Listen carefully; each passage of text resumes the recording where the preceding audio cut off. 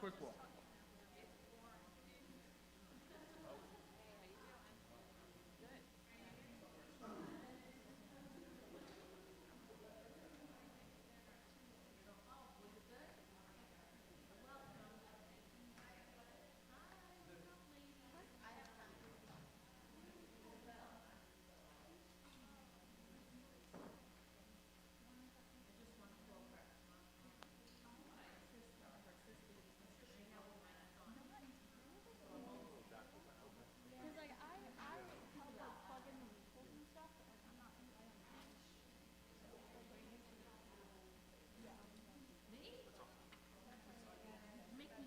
I asked the same question. He said that he's gonna do, it's all for him.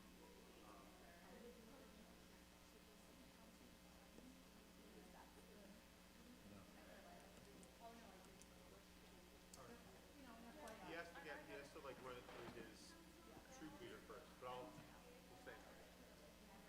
Thank you, you're the best.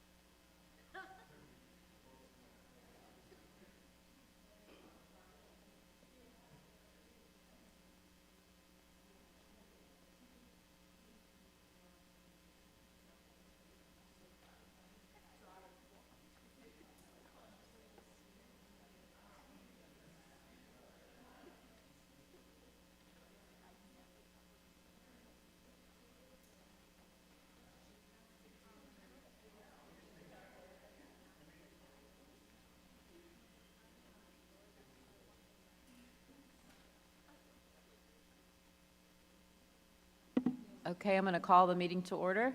Can we all rise for the Pledge of Allegiance, please?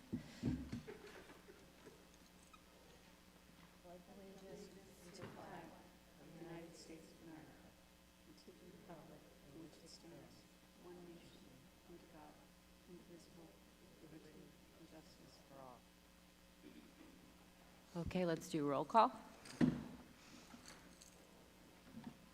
Hi, Megan Levine. Angela Ramo. Maria Venuto. Leah Leone. Maureen Jimenez. Isabel Basil. Okay, so let's get a motion to approve the minutes, or, okay, yes. Maureen and Leah. Any comments or questions on the minutes? All who approve the minutes? Oh, sorry. Except for me, I'm abstaining. So we have 4 to approve the minutes and 1 abstention. Okay, so committee reports. So tonight we have all the committee reports. We'll start with audit. Hi, Teresa. Hi. Just a short update. Our independent auditors were on site completing the capital projects audit. They will return in February for the risk assessment audit, and they expect to have draft audits ready for review in March. I'm sorry, Policy Committee? Good evening. Policy Committee convened on Tuesday, January 7th. We reviewed the final drafts for 2 policies slated for a first read, which will be discussed more in depth later this meeting. Additionally, we explored the next steps regarding inquiries into our current grading policy. Through our discussion, we want to take a thoughtful approach toward this conversation, so the committee will be requesting the formation of an advisory group tasked with reviewing important inquiries related to purpose, impact, alignment with our educational goals, stakeholder input and engagement, evaluation and accountability proposed with any changes. And by reviewing these questions, the committee aims to collect information from the group to ensure that any modifications for grading policy are data-driven, equitable, and aligned with our commitment to student achievement. We also discussed additions to our roadmap for the 24-25 school year. For example, students serving as a board member for the school board and district's AI initiatives, whether a standalone policy is necessary for our district or for our district if it is more relevant in our current policies, such as Code of Ethics and Academic Integrity, and our Code of Conduct. Our next meeting is scheduled for February 4th, and at that meeting, we'll begin to review proposed updates to our sexual harassment policy and review the NYSSBA January installment policy updates. Thank you, Andrew. Moving on. Did you ask for volunteers yet for the grading, or did that not happen yet? Just curious. That's going to be happening after Okay. tonight's meeting. All right, I just Yeah. hope you get a good response. Yeah, Thanks. you got it. Okay, so next up is Education Committee. The Education Committee met on January 8th to look at the implementation of the district's first special education extended school year program from this past summer. We reviewed the program overview, including student intervention schedules, attendance, program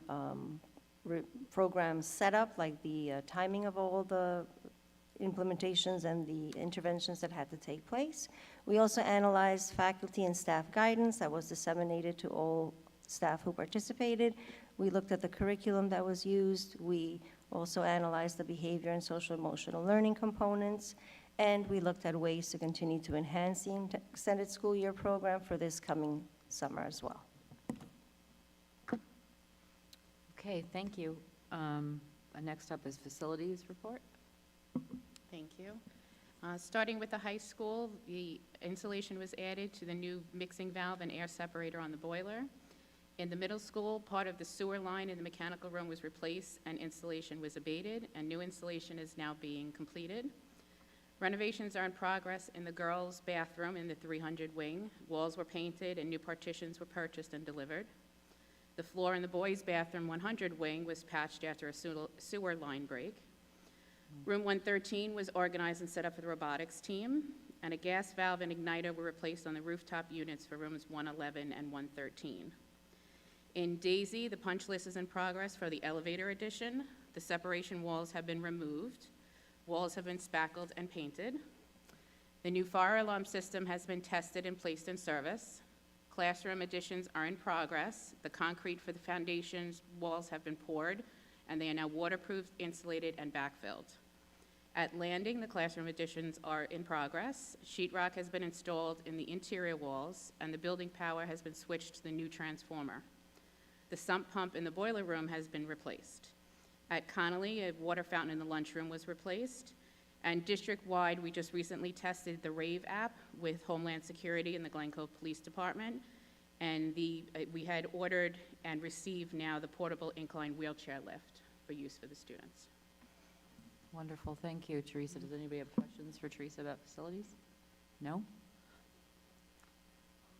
I don't know if you know, at Landing, is like furniture in the extension yet?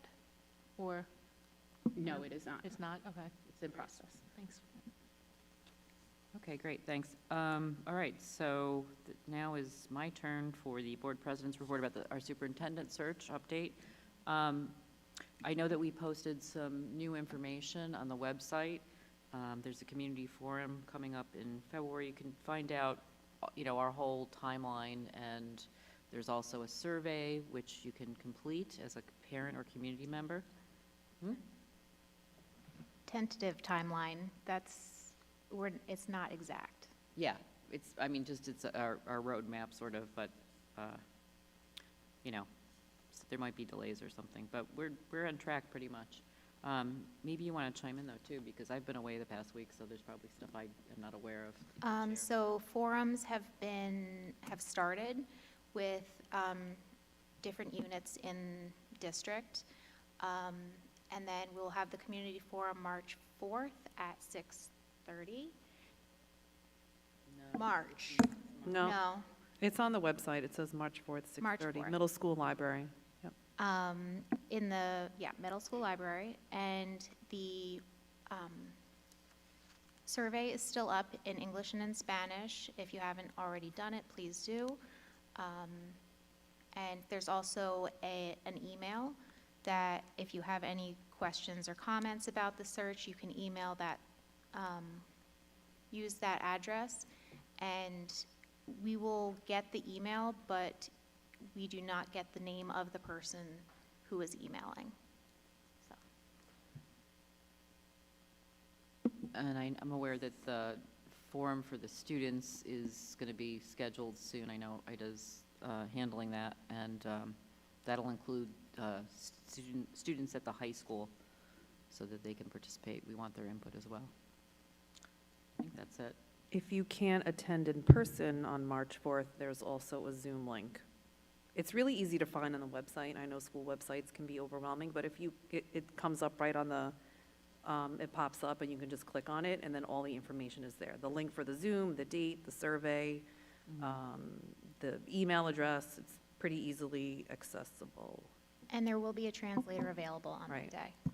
So Craig's going to put that up Oh, great. in the Thank you. background so that we can actually And please visualize. participate, everybody. We want as much information from the community, from the Yeah. public as we can. Yeah, this is really the period we're seeking community input, so please do submit your input or come to the forum or Zoom into the forum or fill out the survey. So we want to, It was right there. It said, oh, there you go. and we're constantly updating the information on the website as well, so you can check that out too. Thank you. Thanks. Yeah, there you go. Okay, Thanks, Craig. thank you. Maria, superintendent report? Okay.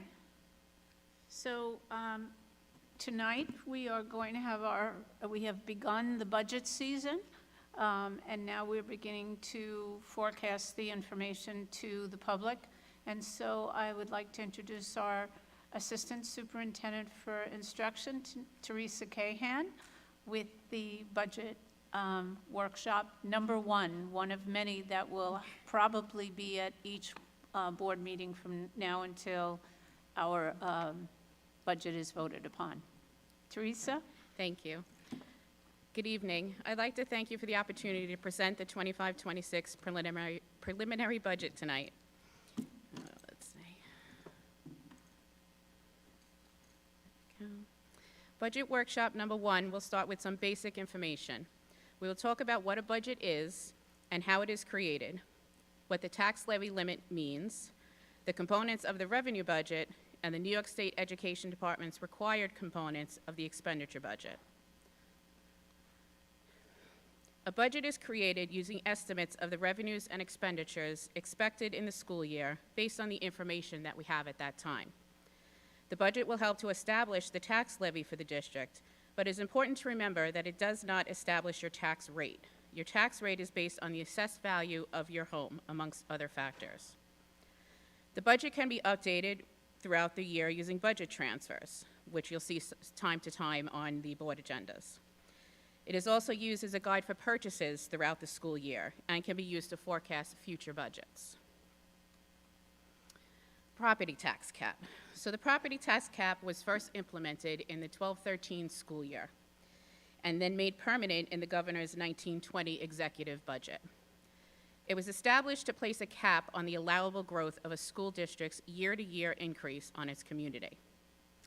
The property tax cap limits the growth of a school's tax levy to 2% or the rate of inflation, whichever is lower.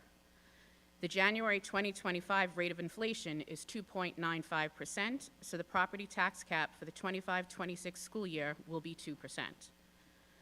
The property tax cap is only one component of the tax levy limit calculation. There are several other factors, like capital exclusions, which can bring the legal tax levy limit to more than 2%. This here is the formula used to calculate the school district's tax levy limit. Obviously, a lot goes into calculating this number. The formula adjusts the current year's tax levy by the tax-based growth factor, which we receive from the Department of Tax and Finance. Also factored in are the allowable levy growth factor, or the property tax cap, and any changes in pilot receivables or capital or tort exclusions. The result is the maximum allowable tax levy, which would require a simple majority, or 50% plus 1. Prior to the implementation of the tax cap, the expenditure budget would be created, and any revenues like state aid, local resources, or use of reserves would be subtracted. The result would be the tax levy that was needed in order to support the budget. With the tax cap in place, the process is now flipped. We have to determine the tax levy based on the district's legal allowable tax levy limit and add any additional revenues that we project we may receive. The resulting balance is the maximum that we can spend and stay within the tax levy limit. The revenue budget has multiple components, as you can see here. Payments in lieu of taxes, also known as pilot payments, are a result of agreements with the city's Industrial Development Agency. State aid is determined by the governor's executive budget, which is usually finalized in April. The figures that we currently have are preliminary and are not finalized yet. We receive what is called a tax on consumer utility bills, which only pertains to city school districts. We also receive interest earnings on our bank balances. We plan on using some of our reserves, We plan on using some of our reserves, which could be increased if necessary. And the tax levy amount is determined by using the tax cap calculation that we just reviewed. The actual tax levy limit will be calculated once all necessary information is received.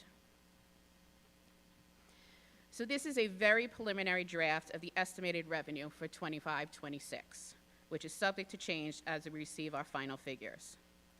The tax levy calculation you see here is based on estimates and will be adjusted once we receive the actual figures necessary for the calculation. The final state aid amount should be received in April with the governor's executive budget. What you see here is the proposed state aid from the governor's office, which just came out yesterday. We are projecting an increase in interest based on the earnings that we have seen this year, and a decrease in the pilot revenue from this year due to one pilot agreement that has ended and defaults back to the tax rolls. Other revenues are expected to remain flat, and at this point we are hoping to reduce the use of reserves. This, of course, is subject to change as needed.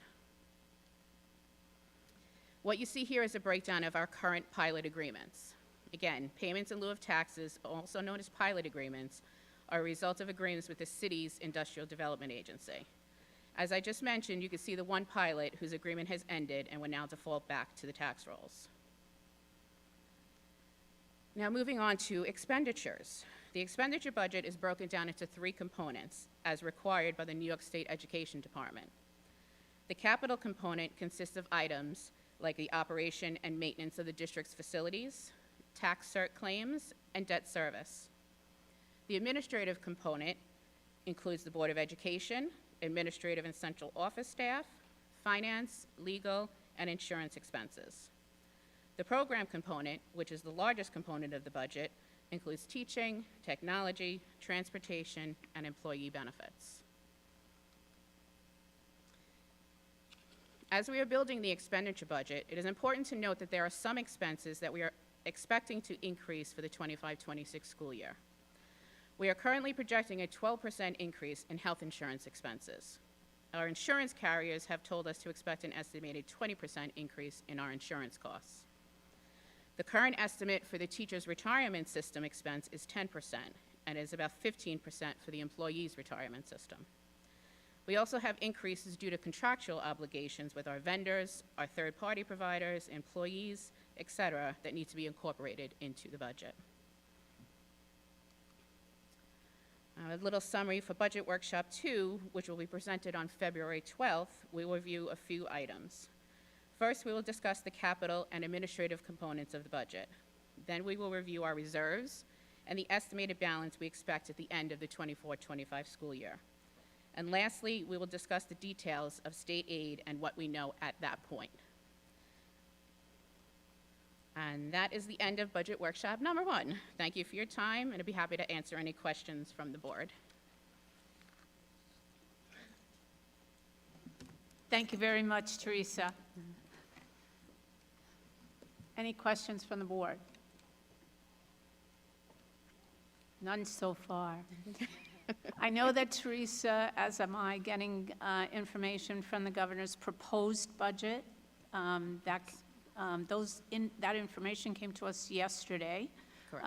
And actually, the budget, the proposed state aid was the focus of conversation among superintendents this morning as well as state ed officials. One thing that stands out at our next board meeting, we'll have a short presentation on the foundation aid and the Rockefeller report.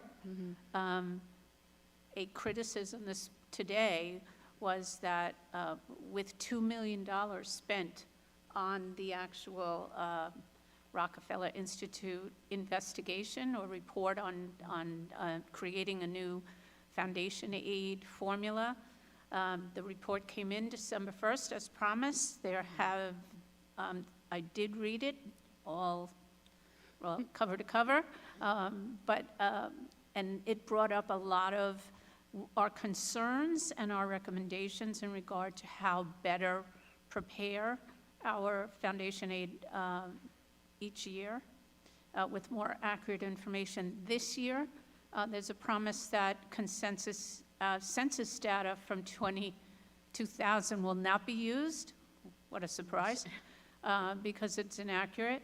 And there seems to propose free lunch for all schools in the state of New York. My other concern when I saw the governor's budget is that there is no mention of creating a more accurate foundation aid formula. And so there are some concerns there as to spending $2 million last year and then nothing happening this year.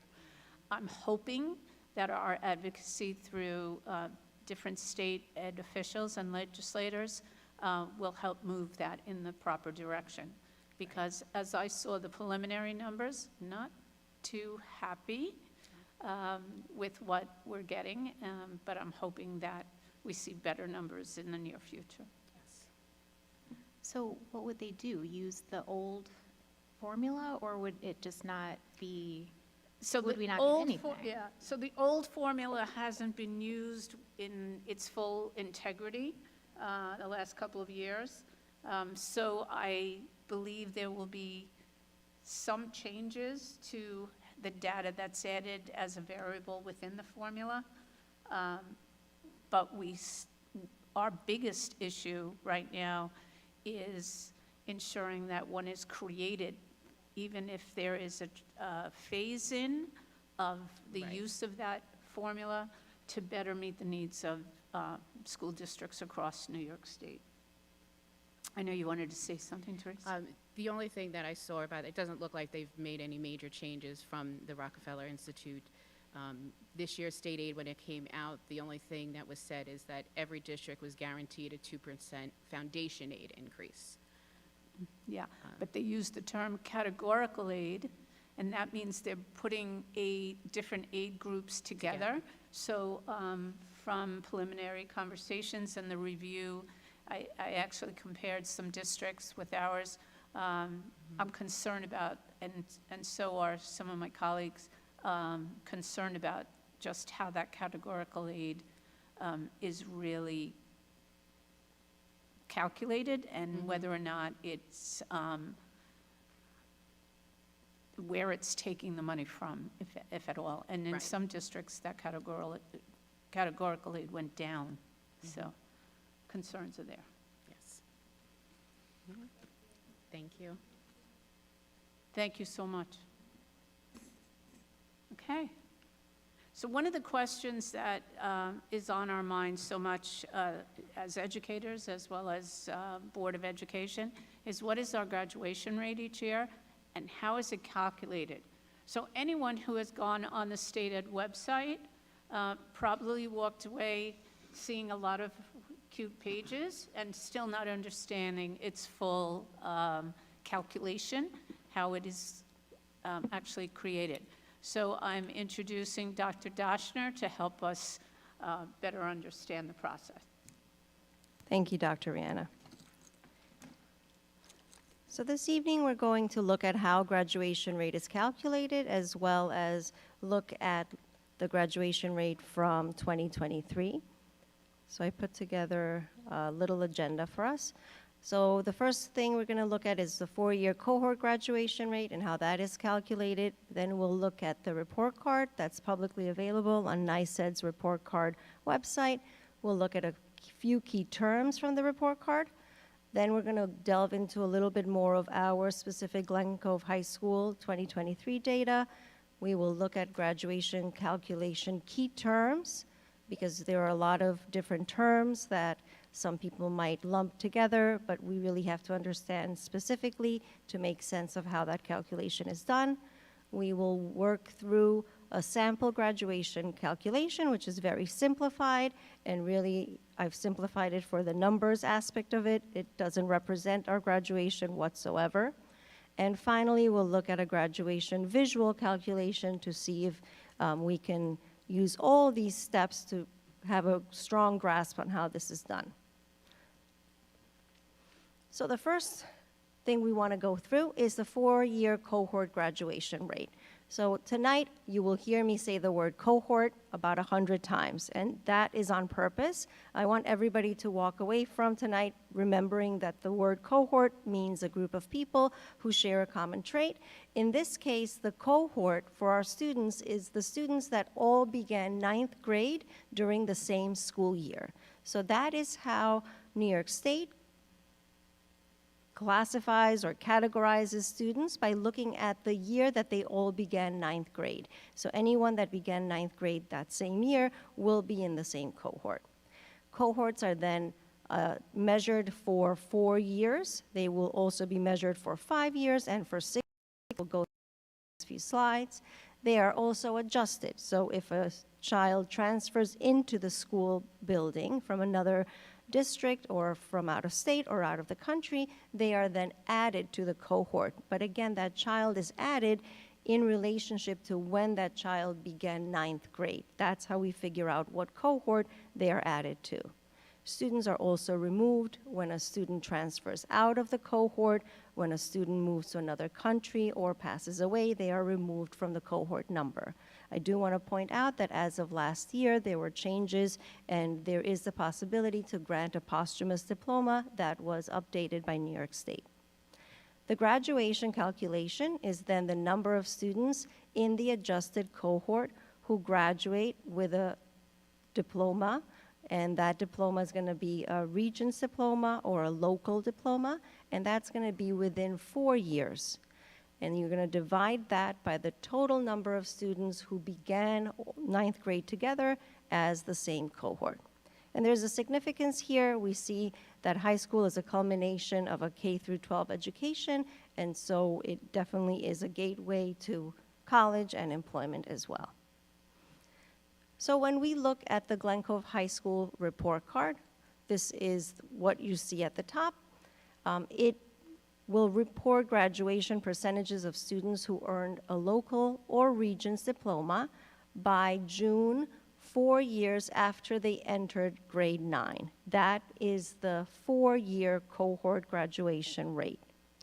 New York State Ed also reports the percentage of students who earned local or Regents diplomas by August of that same year. That is then defined as the August cohort. The August percentage includes June plus August combined. This will make more sense when I show you the numbers.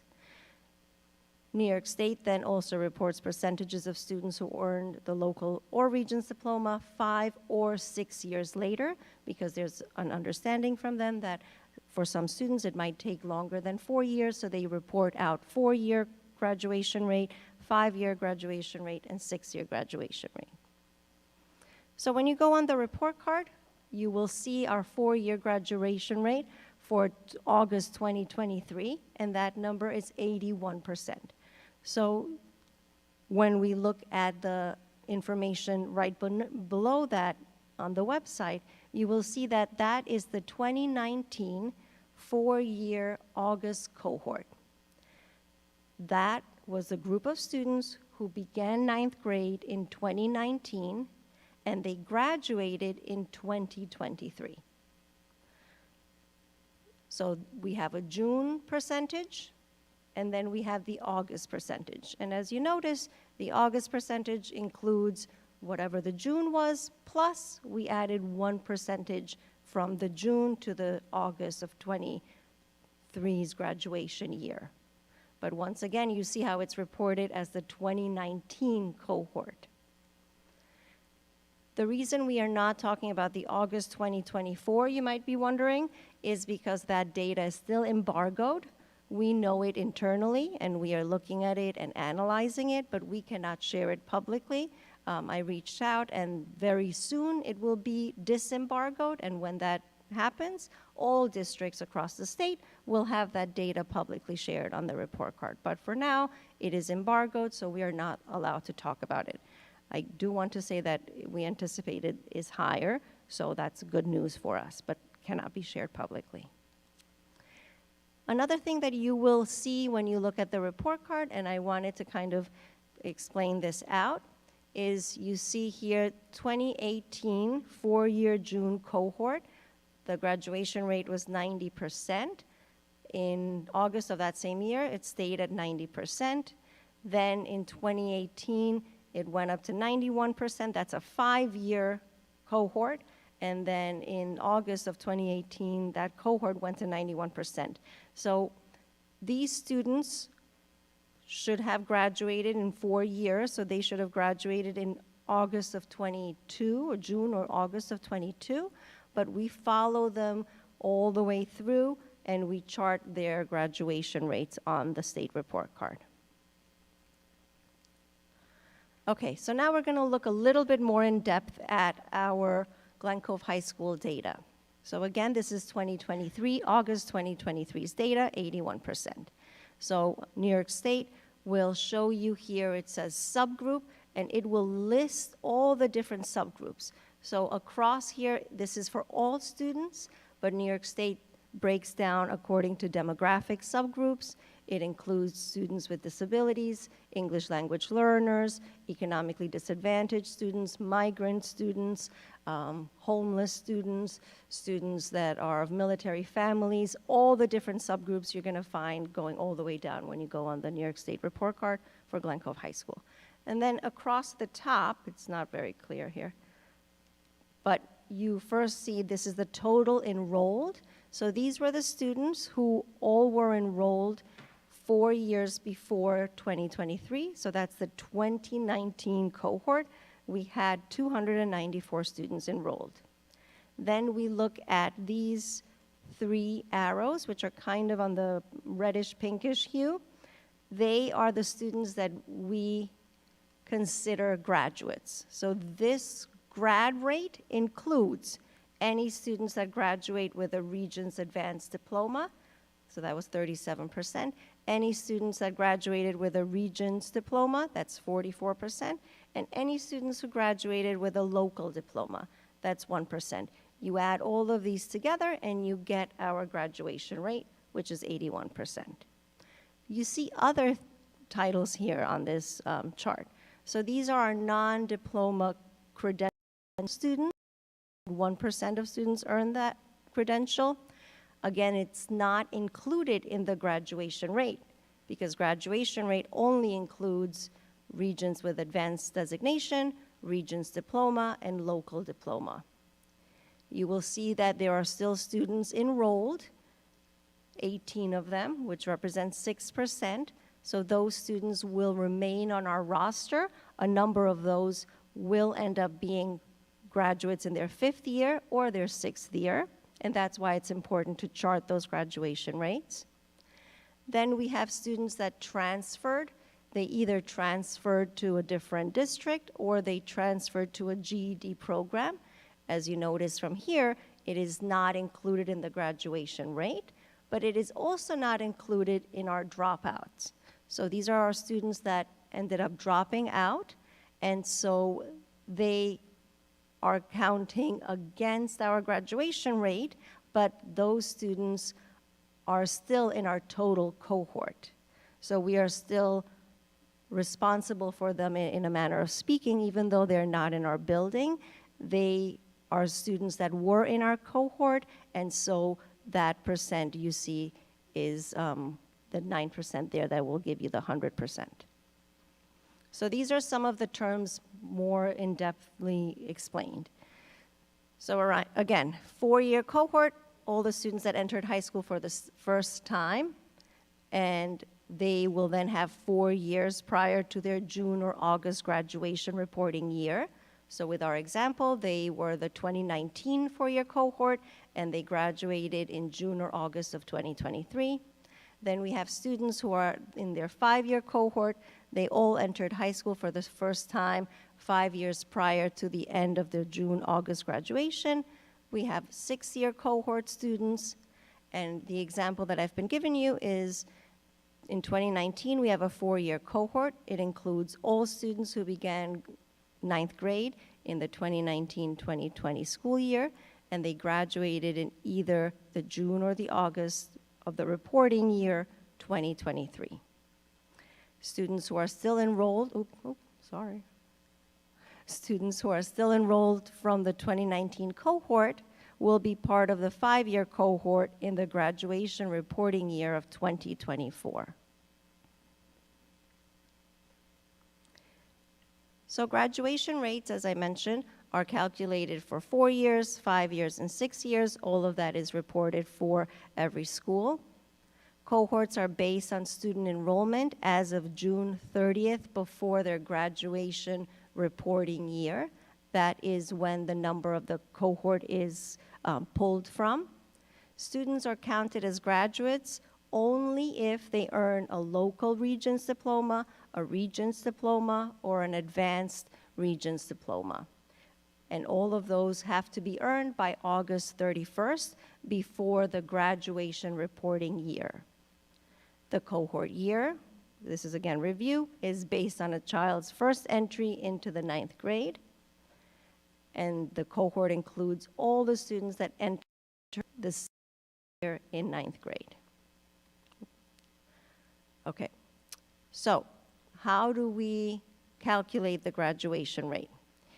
It's determined by dividing the number of students who graduated with, again, a local Regents diploma, a Regents diploma, or an advanced Regents diploma, and you're going to divide that by the total number of students in the cohort, which was their 9th grade cohort. So these are the 3 different diplomas that I've been mentioning.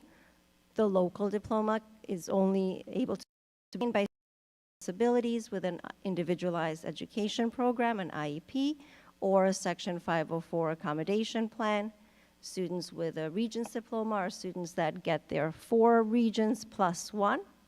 And then students with an advanced designation on their diploma have additional Regents that they have earned, whether it be in mathematics or science, and that's why they have the advanced designation. So you've seen this a few times now, so it's a little more familiar. These are the different reporting timeframes that we have. We have a 4-year June graduation rate, a 4-year August, a 5-year, and a 6-year. And these are some of the subgroup classifications that New York State lists out for every district looking at the data. We have gender, economically disadvantaged students, English language learners, students with disabilities, and the list goes on because there are a lot of different subgroups that the state looks at data for and tracks it for. This is interesting to note. To protect student privacy, anytime there's fewer than 5 students within a subgroup, it is not published. That is just because otherwise you would be outing the confidentiality and the privacy of students. So if we have 5 or fewer students in that specific subgroup, it's not published to prevent the identification. This is once again just review for everyone. The graduates of a high school are only the students that earn a local diploma, a Regents diploma, or a Regents with advanced designation.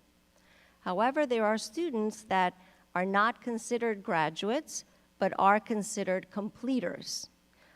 A student is a completer if they have earned a commencement credential, and this credential is, for example, a career development and occupational studies credential.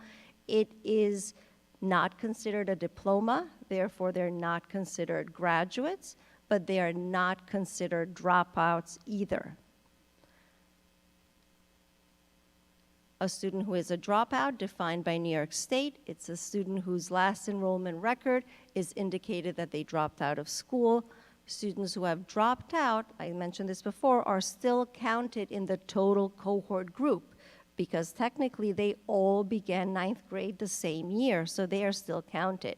However, they're not in our building, and so when the senior year begins, say you have 10 students that are considered dropouts, out of 100 students that were in the cohort, you are only really starting with 90 students for that school year. However, we are responsible for all 100, so even the 10 that dropped out and are no longer in the school building. This is also something that we exclude from the graduation rate. Students who earn a high school equivalency diploma, such as a GED, they are counted as non-completers, but also not as dropouts. They are counted as transfers to the high school equivalency program. They remain in the cohort total, but they are not counted as graduates and not counted as dropouts. That's why I wanted to lay out all the different key terms, because there's such level of minute detail here. Okay, so I'm gonna do a little bit of math. I know that Teresa's gonna do even more going forward, so I wanted to get you guys warmed up. All right, so how we calculate percent graduation rate. We only count, you guys should know this by now, local diploma, Regents diploma, and Regents with advanced designation. And we're going to divide all of this by the cohort enrollment total as of June of the prior year, and we multiply by 100. And now, how did we reach the cohort enrollment? Well, now we're adding all the different titles of that chart that I showed you at the beginning. So we have the number of students graduated, the number that are still enrolled. So those are the students that are going for a 5th year or 6th year. The number of students who transferred out, the number of students who dropped out, and then the completers. They are your total cohort.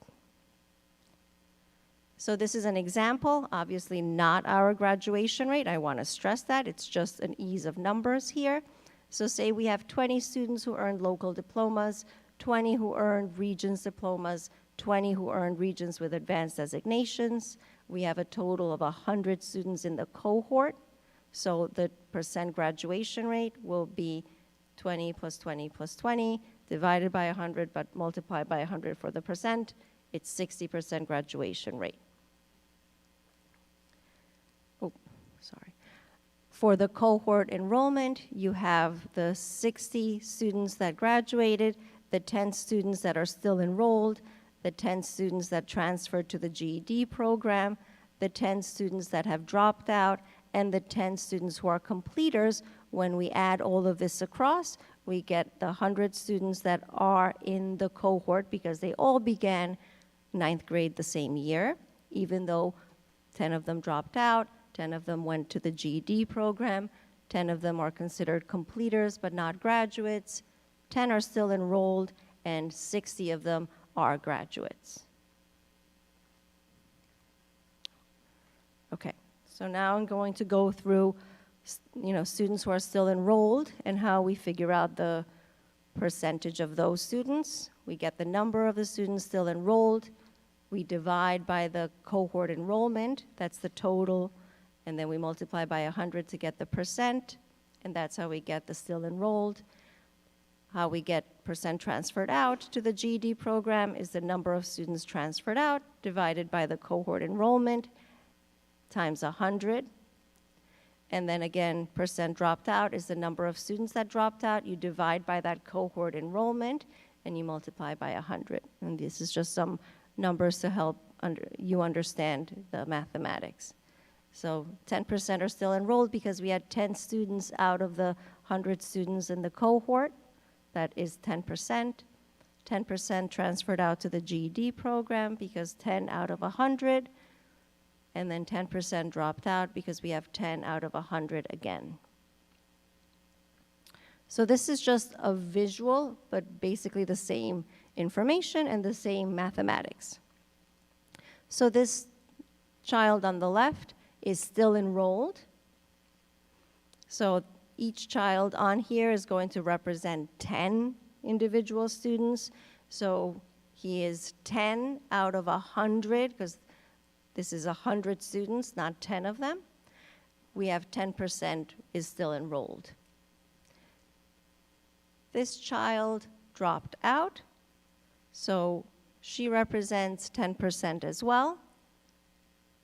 This child transferred out to the GED program. She's representing 10%. These two students earned a local diploma. These two students earned a Regents diploma. These two on the right earned a Regents with advanced designation. All of these together give us our percent graduated, which is 60%. This student is a completer. Again, they completed high school with a non-diploma credential, so they are not considered a graduate, they're not considered a dropout, so then they are the percent completers. And so I just wanted to point out again, even though we had 100 students for the cohort enrollment, if we had 10 students drop out and they're no longer in the building during their senior year, we are starting with a maximum number of 90% possible graduation rate in this example. So I just wanted to point that out because it is a very serious fact that we take to heart. We are responsible for all of our students, so when they drop out, it's significant for us because we want to make sure that they're being successful. But when they're not in the building any longer, then it's also that the percent graduation rate is out of this number, even though only 90 of them are in the building in their senior year, for example. And that's the end of my presentation. I'm sure you have a lot of questions, so I'll go back and review anything. Thank you.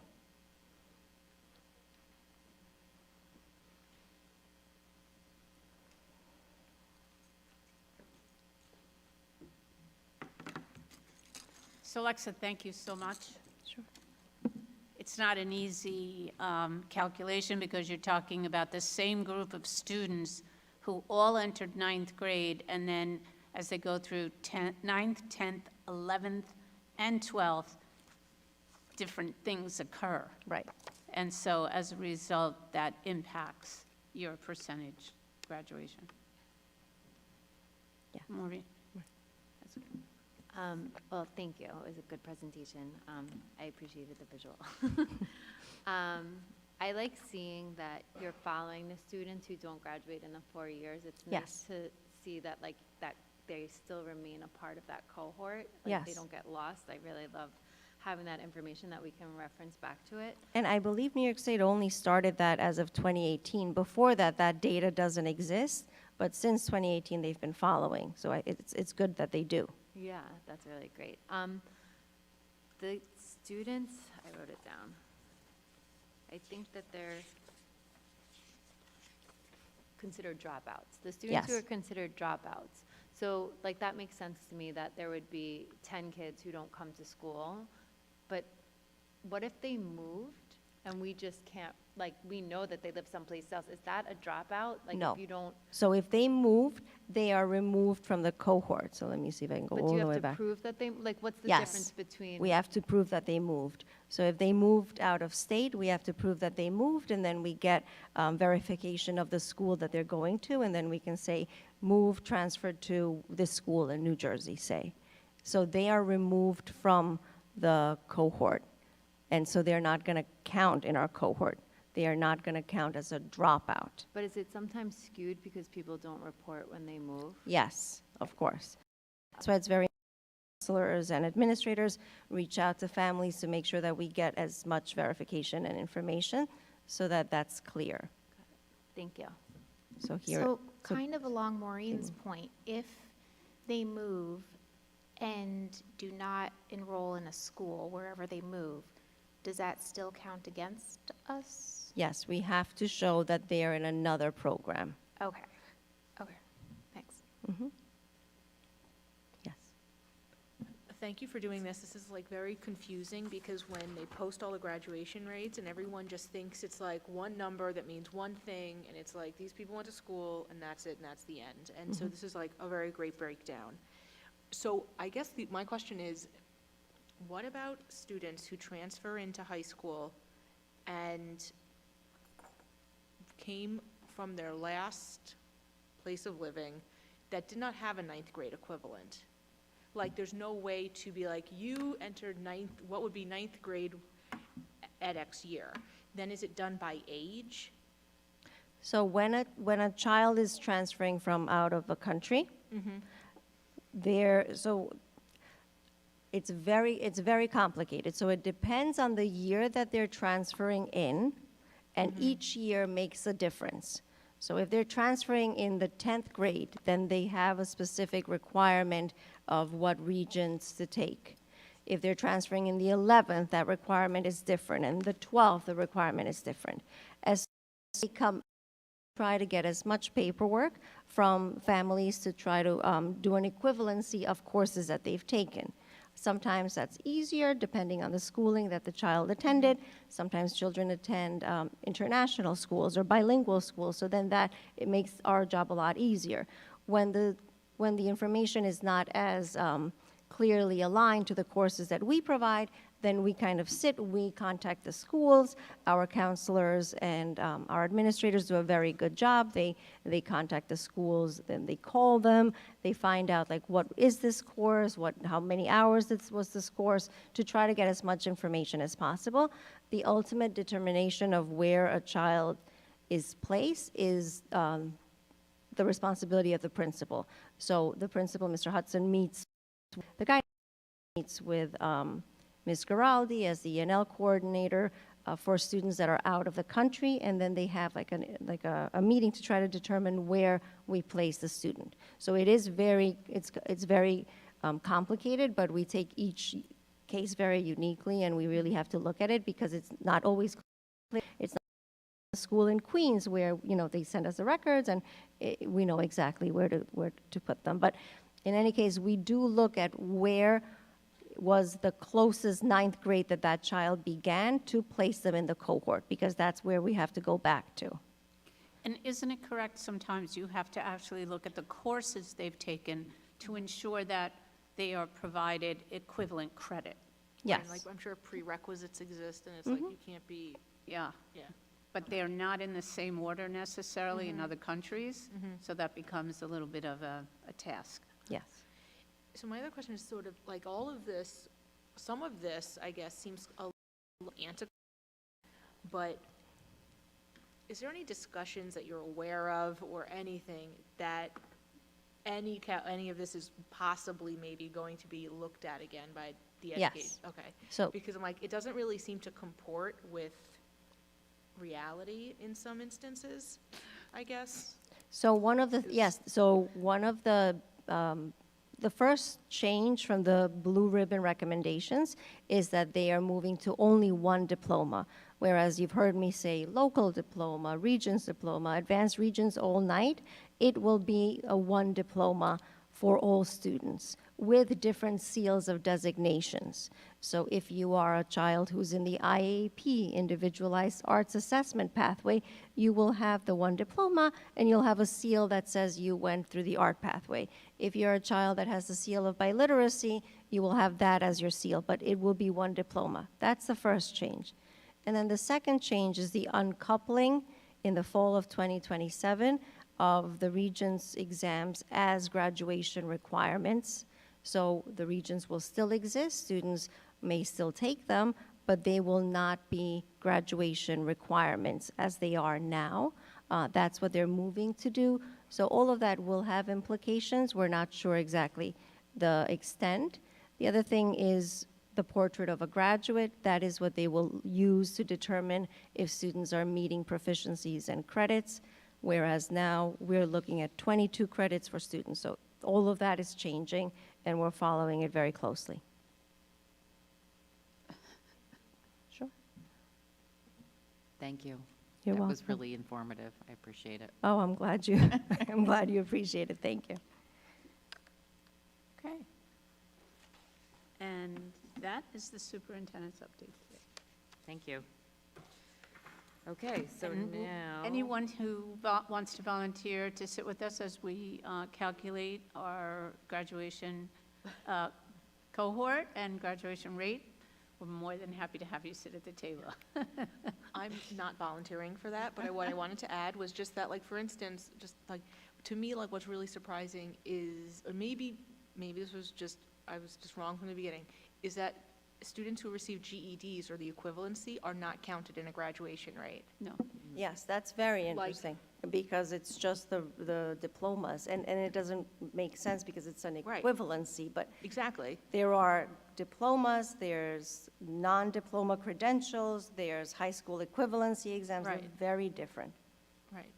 What I do wanted to add, you asked about whether or not there's going to be conversations in the future, not just with the graduation rate, but, or the new diploma requirements, and the uncoupling of the Regents, but it also talks about the profile of a particular group of students that you have enrolled.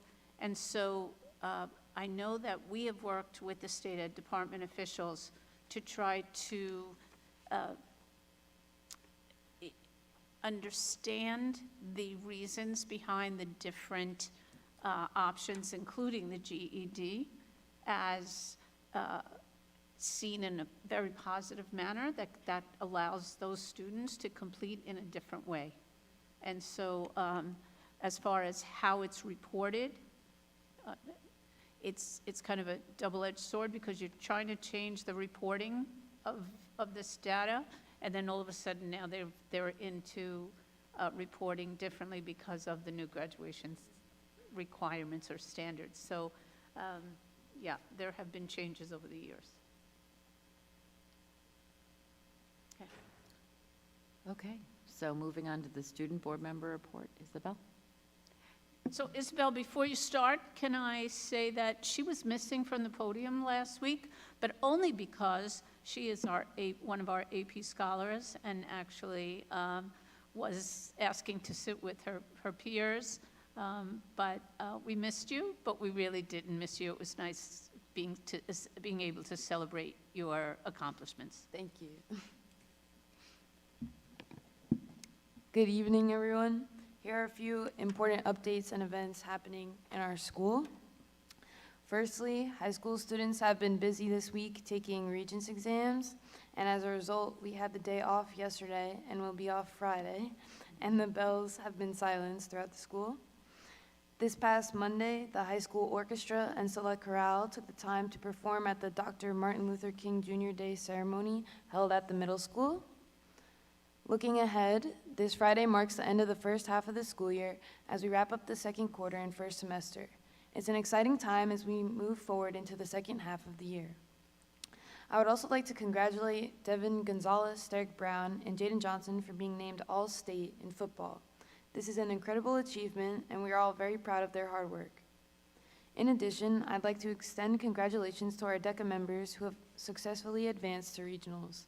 They will be competing in March, and we wish them the best of luck as they represent our school in this exciting competition. Lastly, the Ski Club is organizing a mattress sale on February 2nd to raise funds for their upcoming trip. This is a great opportunity for the community to support the club and help lower the cost of the trip. Thank you. And to the board and to Isabel, we are going to be recognizing those students who have become all-state from our football team. Some exciting players as I watch some of the games. So that'll be at an upcoming board meeting. Okay, thank you. So now we're up to our first public participation. If anybody has any questions about agenda items that they'd like to ask, you can come up to the podium, sign in with Ida, and try to complete your comments or questions in 3 minutes. Janet Blatt, McGrady Street, Glen Cove. The $2 million that you mentioned in the same conversation with the Rockefeller Foundation report, was that the cost of the report, or was that money for something else? If you finish all your questions, I'll give you the answers. The other thing I have to say is this designation of students as complete.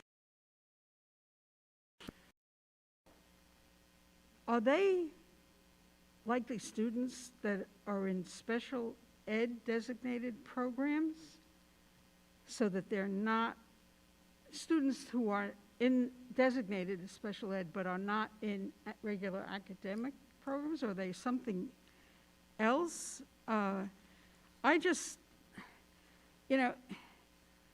these terms, I assume, come from the Department of Education, and I think they're kind of insulting and absurd at the same time. I think that we owe all of our students who have gone through whatever program it is they go through in the high school to be called graduates. They get some kind of diploma. If you can give diplomas for different pathways, as they are now changing to, you can certainly, as the New York State Department of Education, change this kind of designation and give those students a diploma. Completers just sounds awful. And the other thing that in the same terms, people who take the GED for whatever reason, I know somebody who dropped out with good cause, I thought, had a terrible experience from the middle of middle school through high school, and took the GED, had a tutor, took the GED. When he was able to take it, had to wait until after your class graduates. And it was when the new GED exam was put in, and he was one of 2 from the Glen Cove night school GED courses who passed that year. He was a decent student. Other students have to work during the day, whatever. They've kept up with their education. They deserve to be counted in the graduation rate, and they deserve to have a diploma. And it seems to me that local school boards, not just this one, but all school boards and superintendents, should put together a very strong presentation to the New York State Department of Education and inform them that they are not serving the student body in the best way that they could. They're making students look like they're less than they are. Can I have an answer to the $2 million? Yeah. So I'm going to go in the order in which you Okay. presented.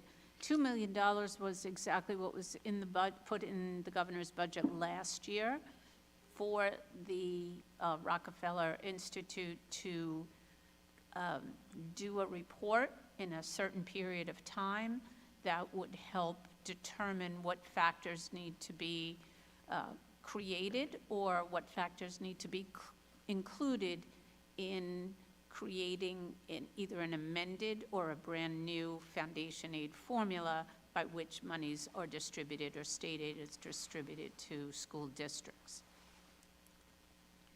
Do you want to take completers? I'm sorry.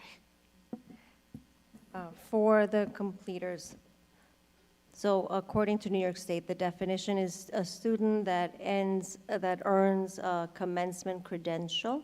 So that is a career development and occupational studies commencement credential.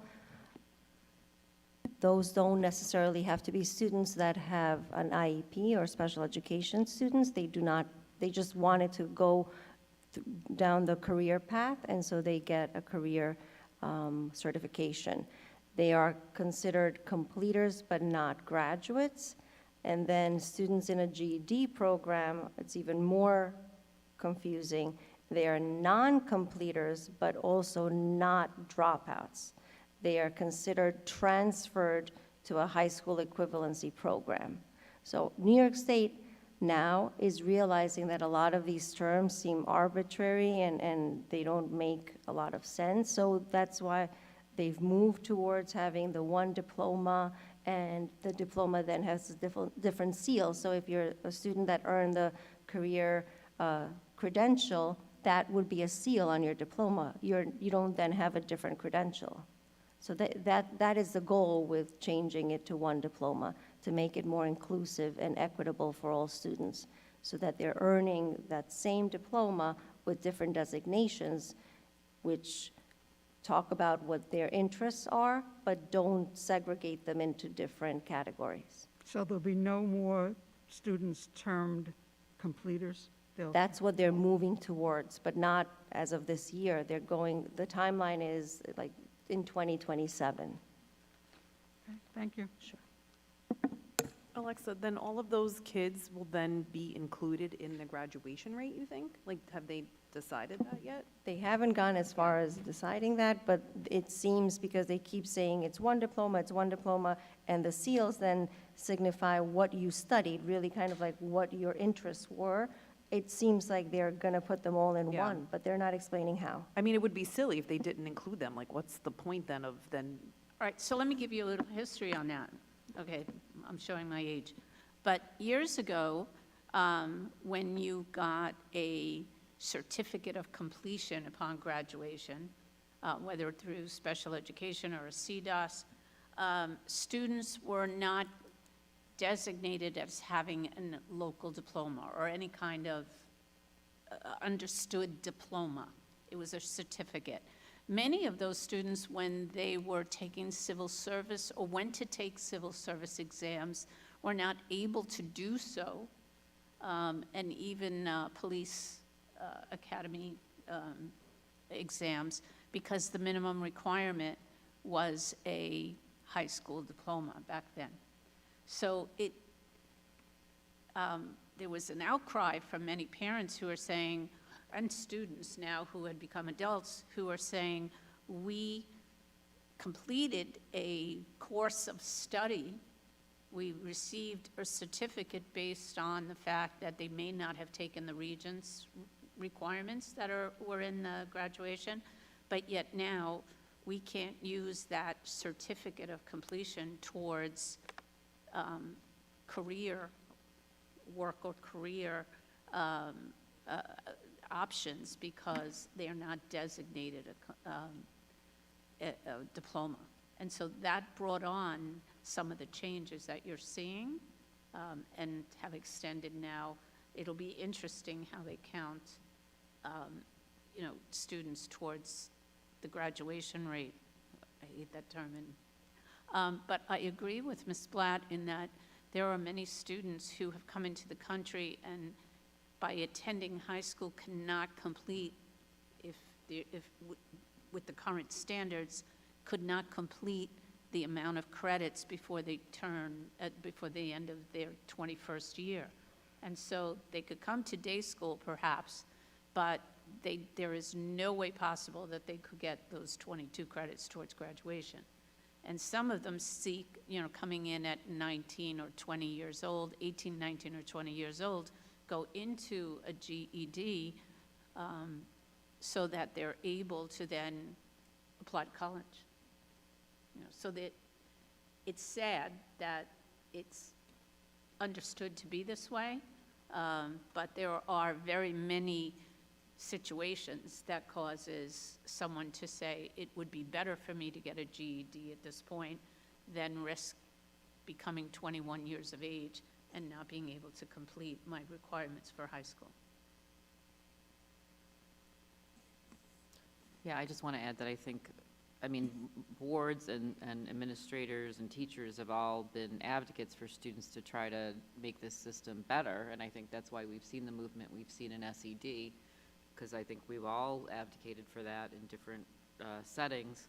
So I wish it was moving faster, but I'm happy it's moving, because I think it's in the right direction.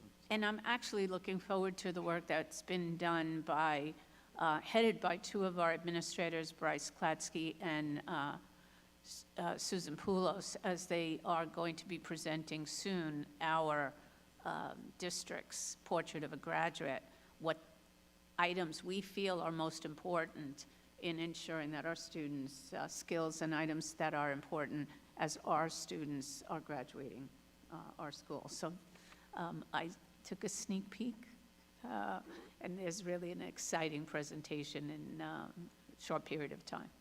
Yes, we're looking forward to that, too.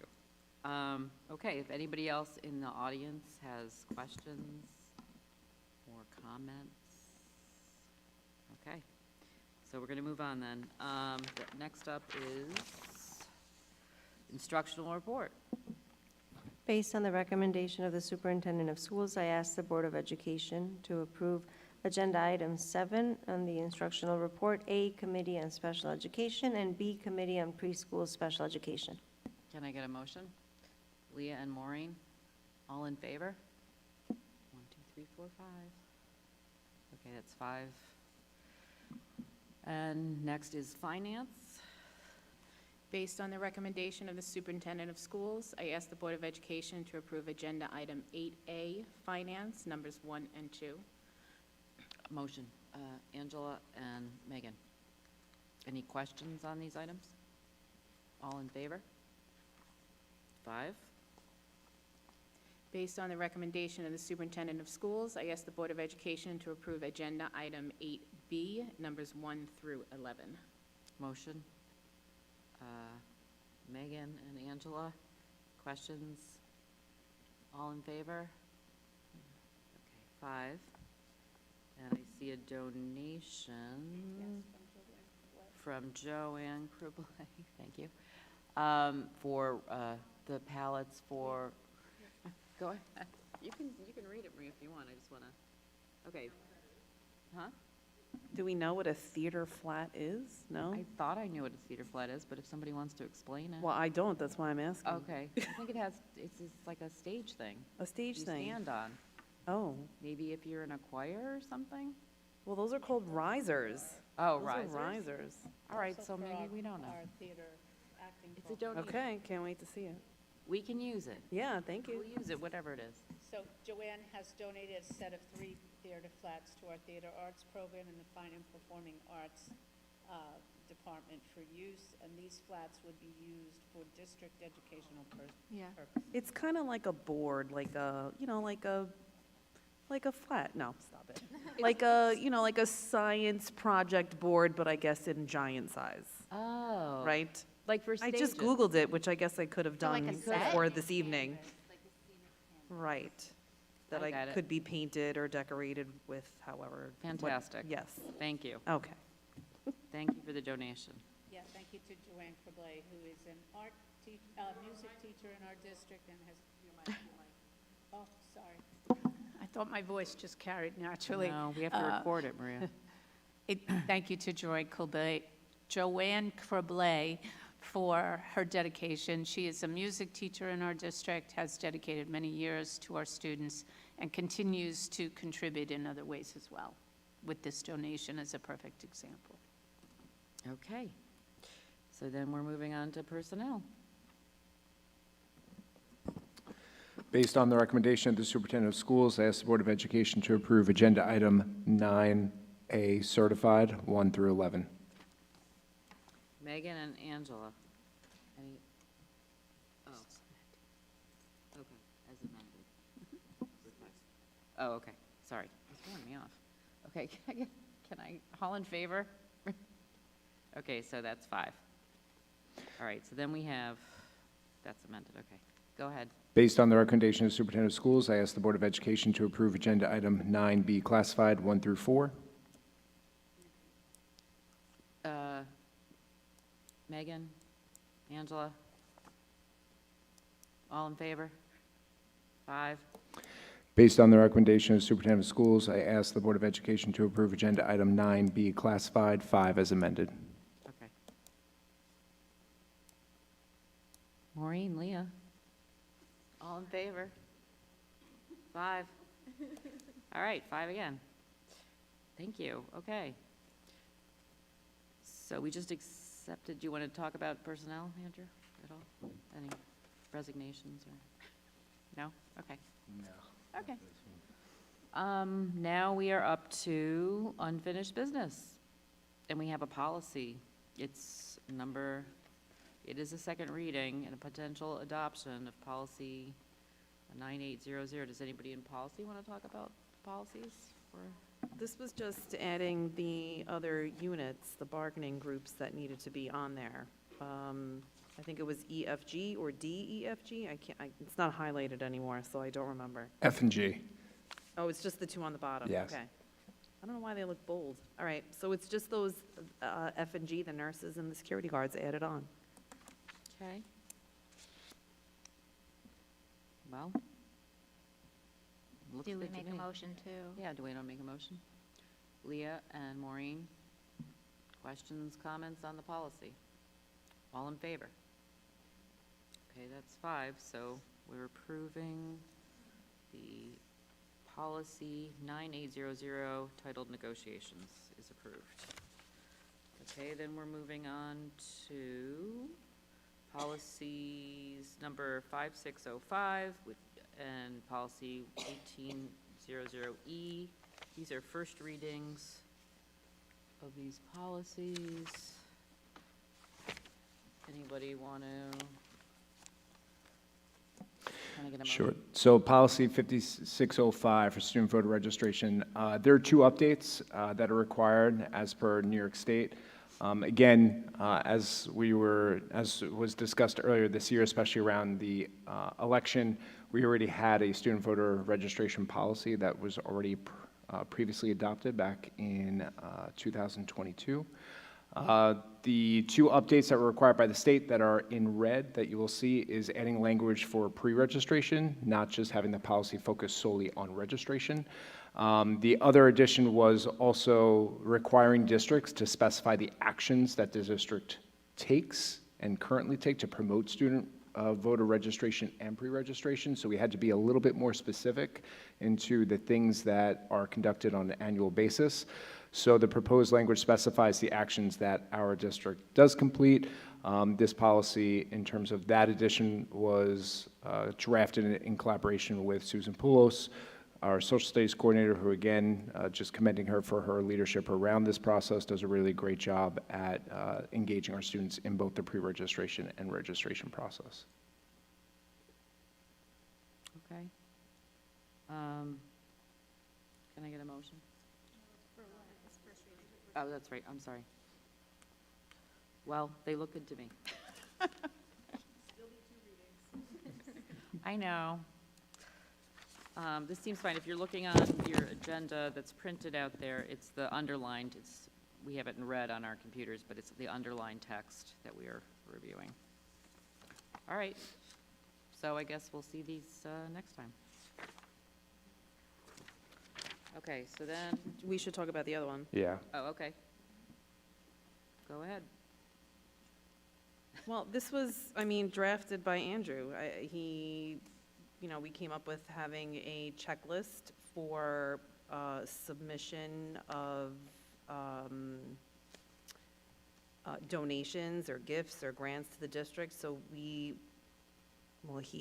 really, I guess, we sort of looked at your draft and kind of made a couple of changes. But it basically just outlines what someone needs to have in order when they are going to donate something to the school district. Right? Yeah. Anything else?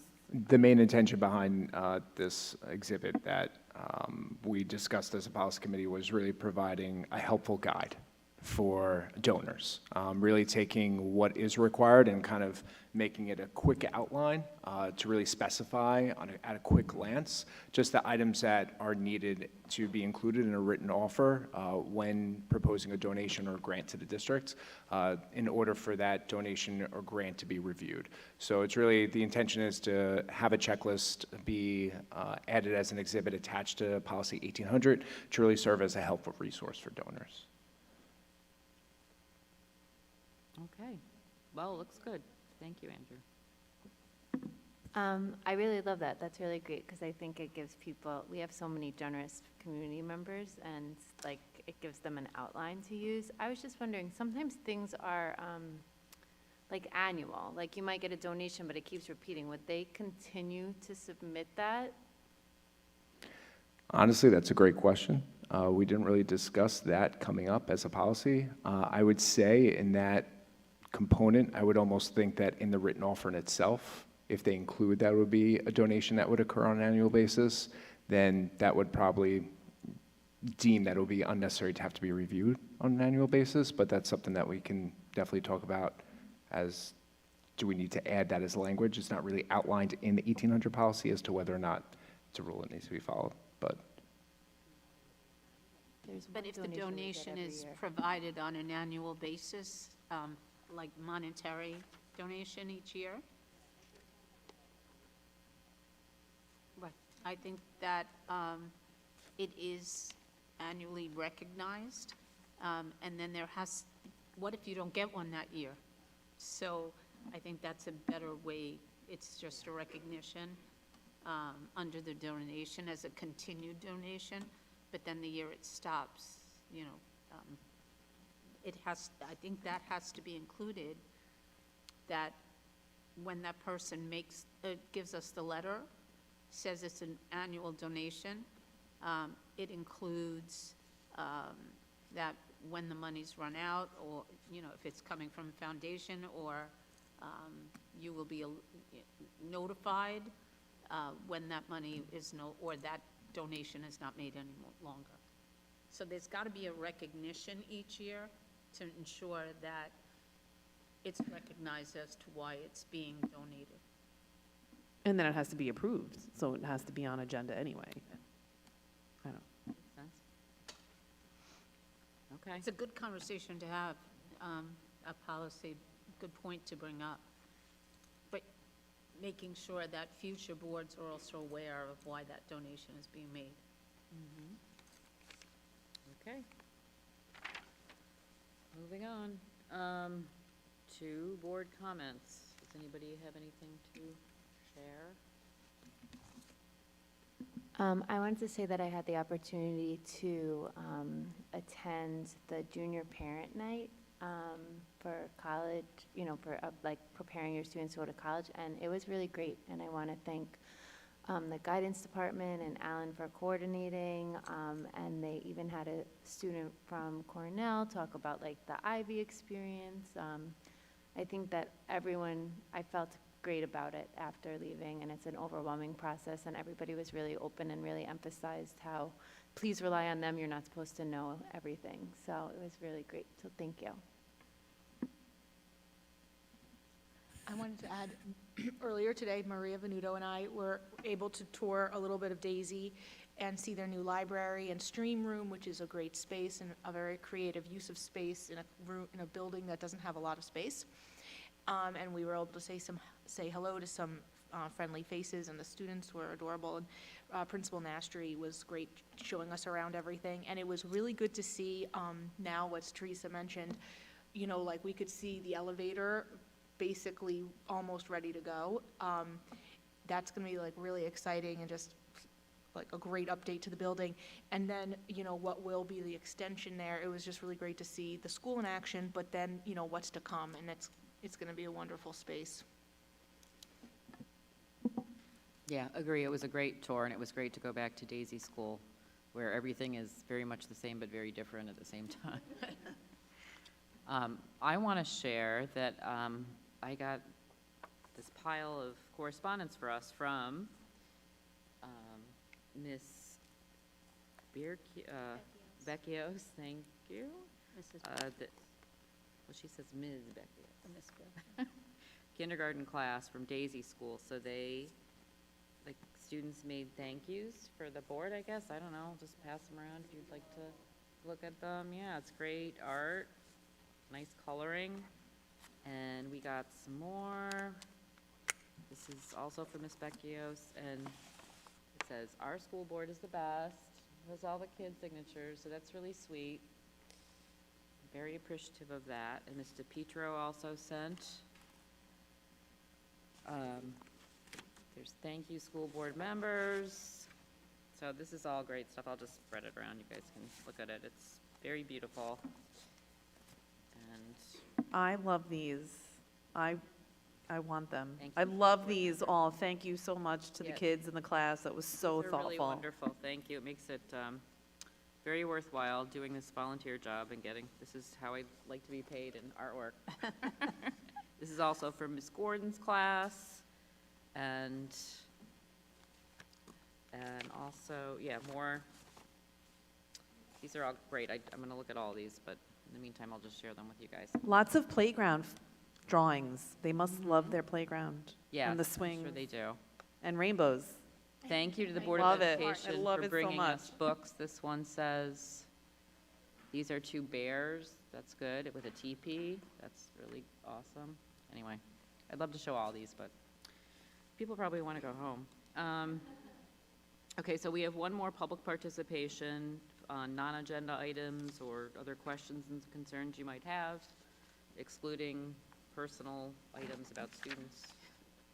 Come up and give your name and address.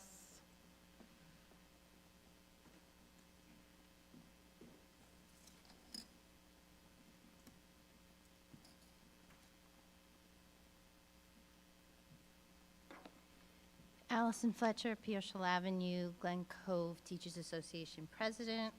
Good evening to you all. Hello. I just have two comments and I have two requests.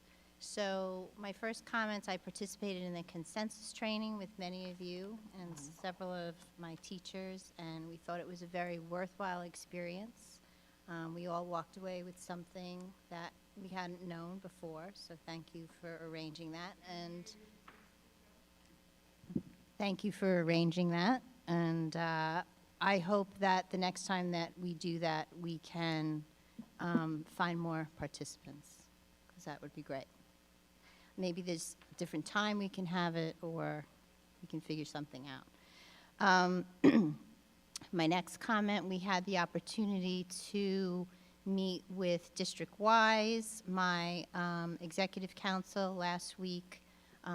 Before we met with them, I sent out a survey to my members. I have over 300 members, but I felt it would be most productive if I just had my executive council meet with the firm, and we had a very in-depth conversation. So I thank you for giving us the opportunity to voice our opinions, and we hope that we can help in any way that we can in the process.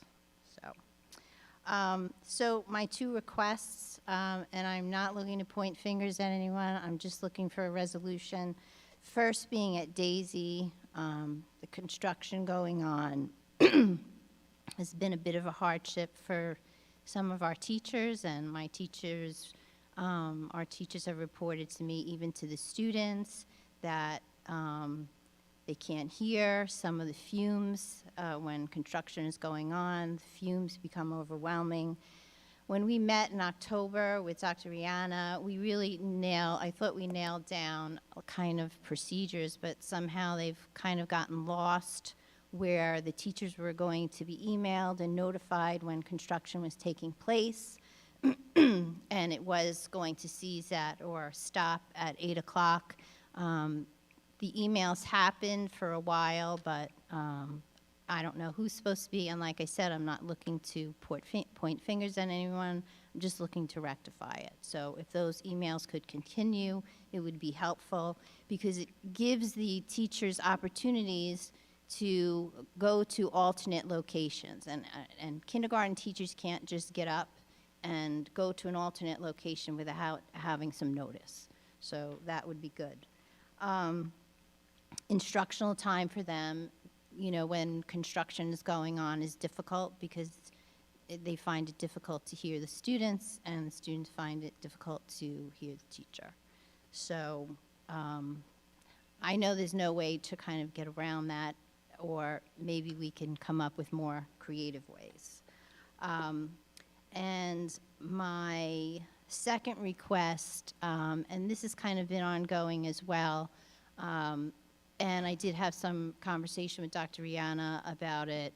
The high school, my reps reported to me that several of the rooms were in the 50s. And during Regents Week, they found it to be very uncomfortable. And I know that there were people that had, from facilities that came in and looked. I just hope that so a couple of comments that went on were, well, you know, there's students or teachers that are in shorts, and I can't tell people how to dress, but certainly at 15 degrees, I wouldn't be wearing shorts, whoever decides to do that. But, you know, I don't think that that should be a gauge as to what our temperature should be. And I know that the state reg says that our classroom should be at least 65 degrees. So if that could be looked into and it could be rectified, I would appreciate it very much. Thank you. So Allison, thank you. I'm sure we could review the process in regard to notification at Daisy. We've been doing pretty well along that. So I know they moved up some of the construction because the weather had been, not recently, but had been over the Christmas break or the winter break, had been able to do a little more than they had expected. So that was a positive thing. But I will check on the schedule again and the notifications. In regard to the high school, I know that you and I spoke sometime today. I know that Victor and the high school principal have gone around. He did report back to me. Some is the draft in the windows, and so he's looking at ways to make that happen. You gave me a list of rooms, and from my understanding, it wasn't as extensive as that list, and some were just waiting for the rooms to warm up. So Victor is following up on that and making sure that the heat is on early enough in the morning that there's a better spread. So, thank you. You're welcome.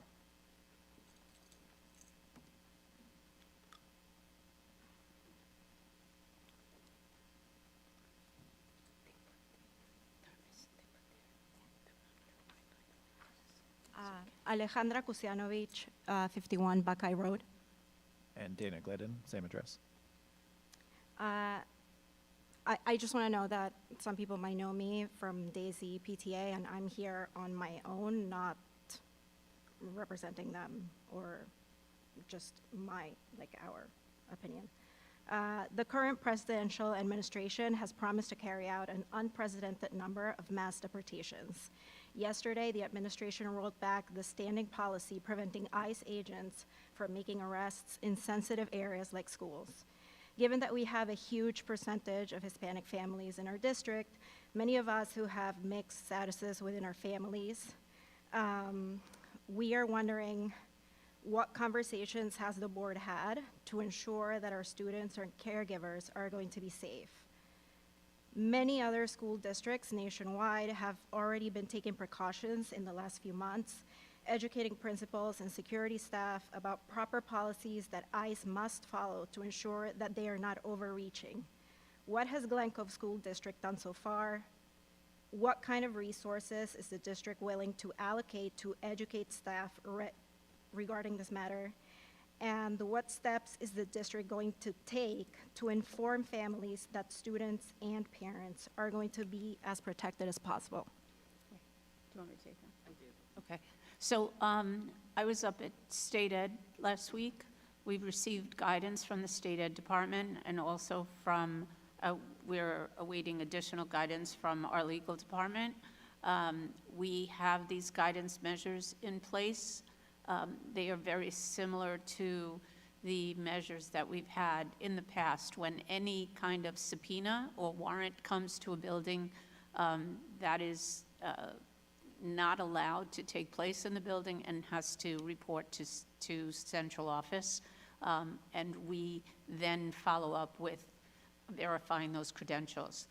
We have been given some guidance. We have also been given, and today I just was given additional resources that we will be providing agencies in the community, as well as parents who may be requesting, so that they do have additional resources, legal services, and so on. In regard to the safety of our children, that is the utmost importance to this board, to the entire community, I can say, to our administrators and staff. We will do all the additional information that we receive, and it may be piecemeal for over the next couple of weeks, but we will ensure that students feel safe, and that if someone should be knocking at our door, we find strictly those legal procedures so that our students are feeling safe in our schools. We'll get information out to parents as well, so that they are better understanding that schools should be the safest place for them. I know that there's a lot of fear of the unknown, and we've dealt with these issues in the past, so we will continue to ensure that our students and our family are of the utmost importance to us. Can I have a follow-up question? Sure. Is there any way where you already have these policies outlined that you have been following? I do have some guidance that's been given to us. If you'd like a copy of that, I can Yeah, I would love that. forward to you. Okay. Okay? Did you give your name and address to contact information? I'll be more than happy to send it to you. Yes, email address, whatever it is. If you'd Okay. like to come and talk to me, please call my office. We'll arrange a mutually convenient time. I'll be able to share some additional information with you. Okay, great, thank you.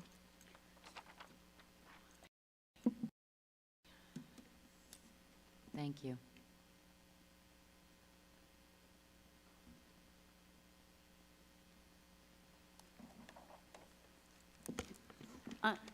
Ida, I'm sorry, I forgot your name, that you just spoke?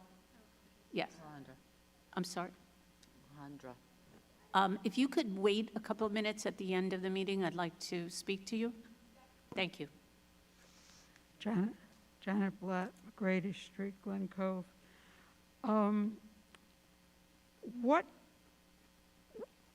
Were any of the harmed 5 school districts included in the category where there's a supposed starting point of reduction of money from the state? And if not, were the districts statewide that were included in that, was it a random kind of thing? Did it appear to be random? Or is it some of the wealthier districts? That's one thing. Second thing, I attended the Martin Luther King Day event on Monday. I cannot tell you enough, I don't have the vocabulary, to tell you how superb the Select Chorale was, and they were down about 10 or 12 students. But even with that, the voices were just so superb, so moving. I've attended those events for years. They are always great. They were better this time, just superb. The string orchestra, which didn't please me as much as I would have liked to have been pleased at the winter concert, was just excellent. They were just superb. I asked afterwards if there is a sound difference from this stage to the middle school stage. And what I was told was for the select chorale, here is better. But it didn't seem to impact from what I was hearing there. For the string orchestra, the stage, the way it's constructed, is much better for them at the middle school than here. So someday when you have some extra money hanging around, maybe you can improve the stage here. One of the other things was that both of the teachers participated in the string orchestra director sang with the select chorale, and Ed Norris played with the string orchestra. And although I wasn't close enough to hear each of them particularly, just seeing that was really superb. Moved to tears by the singing of the select chorale. It was the absolute best of that event that I have ever seen. I mean, just superb. The last thing I have to say is $2 million for the Rockefeller Foundation to do that report is a disgrace. That money could go to school districts and be put to better use. That the governor would think that that's okay. I mean, if that's what the Rockefeller Foundation person said they would do it for, then he should have been told, you stay there, we'll get somebody else. It blows my mind that a governor who was really stepped on in reaction to what she wanted to do last year for school aid would think that this was okay and that nobody would take note of it. I'm one person. I'm sure many people throughout the state are taking note of that. And I do hope that the final version of school aid, in whatever form it comes this year, when the budget is finalized, is a huge sight better than what the governor seems to want. I don't know the woman personally. I would not like to know the woman personally. I have no respect for the woman personally, and I am by what she thinks is okay for funding for the schools in New York State, in particular this district, but all districts. It's really disgraceful. You need money for quality education. You need also quality people in the districts, but you're not going to be able to hire people if you don't have the money. You're not going to be able to provide the programs if you don't have the money. You're not going to be able to do anything. $2 million, that is just horrendous. So the Suburban Harm 5, I think, is who you referenced. That was our group when we first advocated for the changes in foundation aid. We are included in giving information, though we're not called the Suburban Harm 5 anymore, but those districts are included. MLK, I agree with you that the performance was outstanding, and yes, Mr. Quack did participate, and Mr. Norris also participated, but he did play the piano. There was no strings attached to his fingers, from what I remember. But one group that was failed to mention is our drum corps. Oh, I'm sorry. And the drum line was amazing also. But here's what's more amazing. I was on the phone with Cheryl Godine the night before. We were trying to determine how we could keep our students safe with the weather being what it is. I have to say, students had the options of staying home because of the roads early in the morning when they were coming to the middle school. And so many of our students came regardless. Their contribution to the celebration is outstanding. So we thank both the teachers and the students who came to perform for us.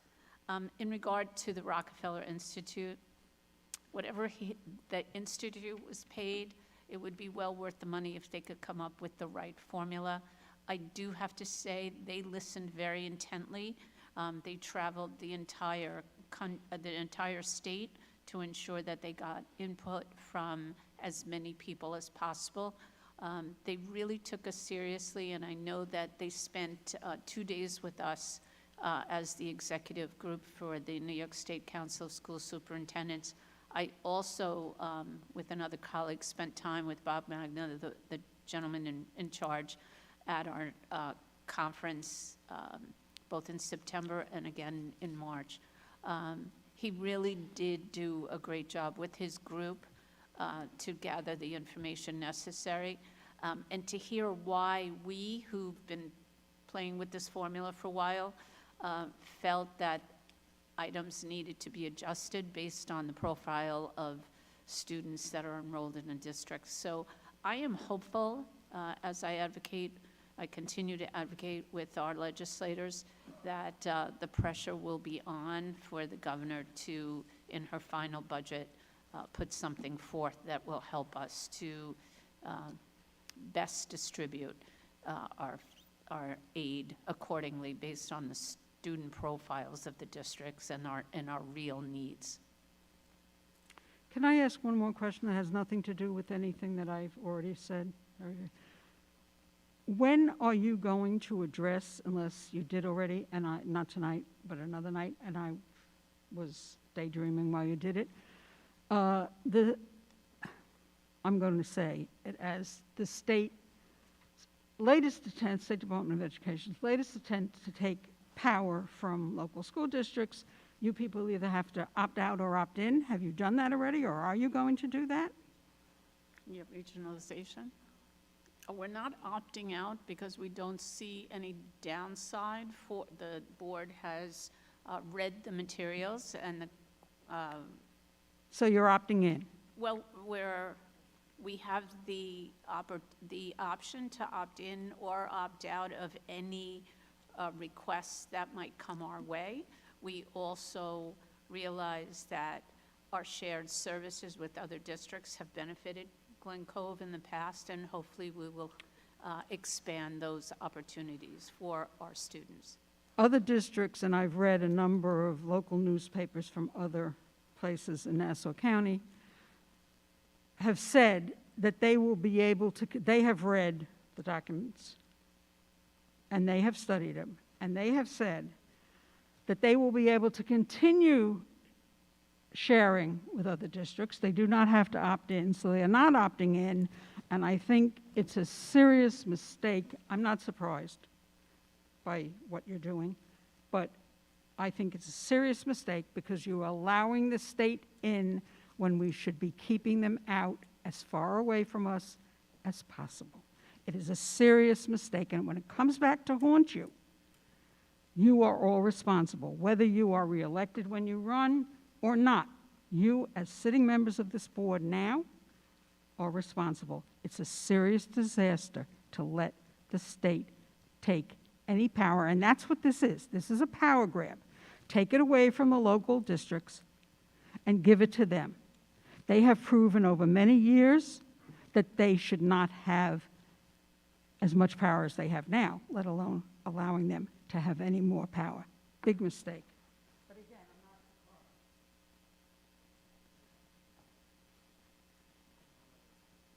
Well, I'll say something. I found that the districts who had a big problem with it were districts who were very protective of their resources and felt threatened by the idea of forced sharing. I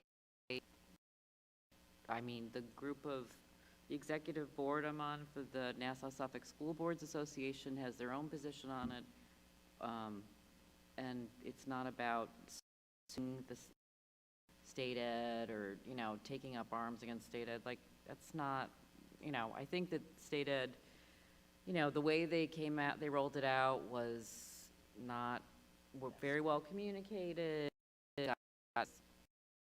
but I just don't see it as threatening. We're a district that,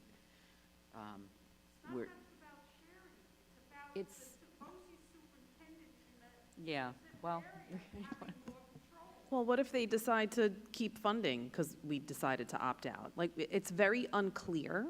All of it is very unclear. So if it's working for us, we don't need to opt in. We just had to choose if we wanted to opt out.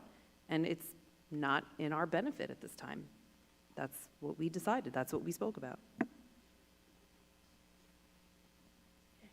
Okay. Can I get a motion to adjourn? Oh, Leah and Maureen, all in favor? Okay, that's 5. Thank you very much for attending our meeting, and thank you very much to the students, the Glen Cove TV students, for recording and streaming our meeting. Have a good night.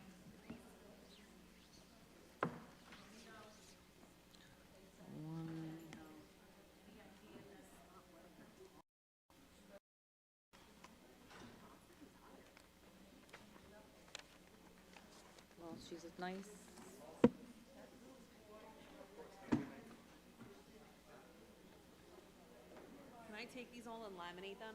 I'm just kidding. There's. Yes, put this next to Bernadette, Henrietta, whatever her name is.